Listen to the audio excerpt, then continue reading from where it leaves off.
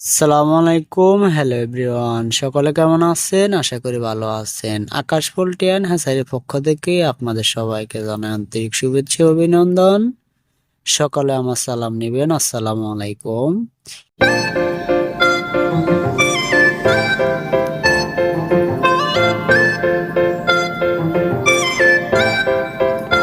কালকে একটি প্রতিবেদন দিয়েছি। প্রতিবেদনটি হচ্ছে আমার শসা ক্ষেতের বর্তমান পরিস্থিতি এবং শসা ক্ষেত রিং করা হয়েছে সার এবং পানি দেওয়ার জন্য। পরবর্তীতে কালকে বিকেল বেলায় পানি সার দিয়ে আবার রিংগুলা ঘুরে দেওয়া হয়েছে। আজকে তার দ্বিতীয় পর্ব নিয়ে আমি আপনাদের সামনে হাজির হয়েছি। তো সকলে কেমন আছেন? আশা করি ভালো আছেন। আমার প্রথম পর্ব ভিডিওটি কেমন হয়েছে এবং ভিডিওটি দেখে কে কতটুকু উপকৃত হয়েছেন আশা করি কমেন্টে বলে যাবেন। তাই আপনাদের মতামত জানার জন্য আমি আজকেও দ্বিতীয় পর্বর ভিডিওটি নিয়ে আসলাম। তো সকলে আমার ভিডিওটি দেখতে থাকুন, স্কিপ না করে সবাই পুরো ভিডিও দেখতে থাকুন।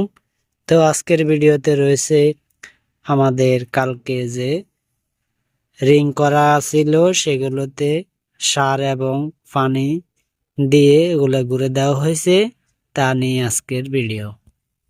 তো সবাই দেখেন, এই যে রিংগুলোতে পানি এবং সার দিয়ে রিংগুলা দ্বিতীয়বার আবার ঘুরে দেওয়া হয়েছে, কারণ বেশি খোলামেলা থাকলে আবার গাছের জন্য সমস্যা হবে আর হচ্ছে সারে কাজ করবে না। এই যে সবাই দেখতে থাকুন আমাদের শসা ক্ষেতগুলো। ইনশাল্লাহ আশা করা যায় গাছের পরিস্থিতি অনেকটা ভালো এবং ভালো একটা ফল আশা করা যায় এই গাছগুলো থেকে। দেখুন সবাই, আর সবাই একটা জিনিস খেয়াল রাখবেন, সেটি হচ্ছে গাছে যতটা যত্ন করবেন ইনশাল্লাহ ফলন ভালো পাওয়ার আশা থেকে যায়। তো সকলে আমার ভিডিও দেখে যদি আপনারা উপকৃত হন তাহলে অবশ্যই আমার চ্যানেলটি সাবস্ক্রাইব করে রাখবেন এবং পরবর্তীতে নিত্য নতুন ভিডিও আসার সাথে সাথে যে আপনারা দেখতে পারেন তার জন্য বেল আইকনটিতে অল এ অন করে রাখবেন এবং আমার পুরো ভিডিও দেখুন। দেখুন এই যে আরেকটি গাছ, এটাতে সম্ভবত একটি পাতায় সমস্যা হয়েছে, এখানে ঔষধ দিতে হবে। এর পাশে দিয়ে আরেকটি গাছ ছিল চমৎকার, মাশাআল্লাহ দিলে অনেক সুন্দর সেই গাছটিও। এই যে দেখুন এই মুহূর্তে দুইটি চারা রয়েছে, চারাগুলো অনেক সুন্দর।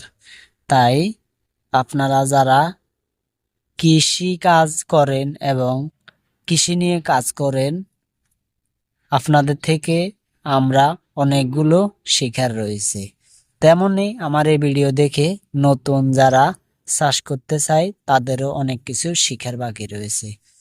তো নতুন কৃষক যারা, তারা আমার এই ভিডিওটি দেখে অনেক কিছু শিখতে পারবেন। গাছের পরিচর্যা করা খুবই গুরুত্বপূর্ণ একটা বিষয়।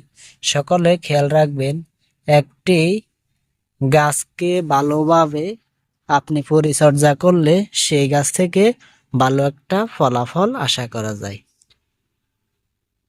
কৃষিকাজের মূল বিষয়টা হলো সেটা যে আমি একটি গাছকে সঠিকভাবে পরিচর্যা করলে সেই গাছ থেকে অবশ্যই আমি ভালো একটা ফলাফল আশা করা যায়।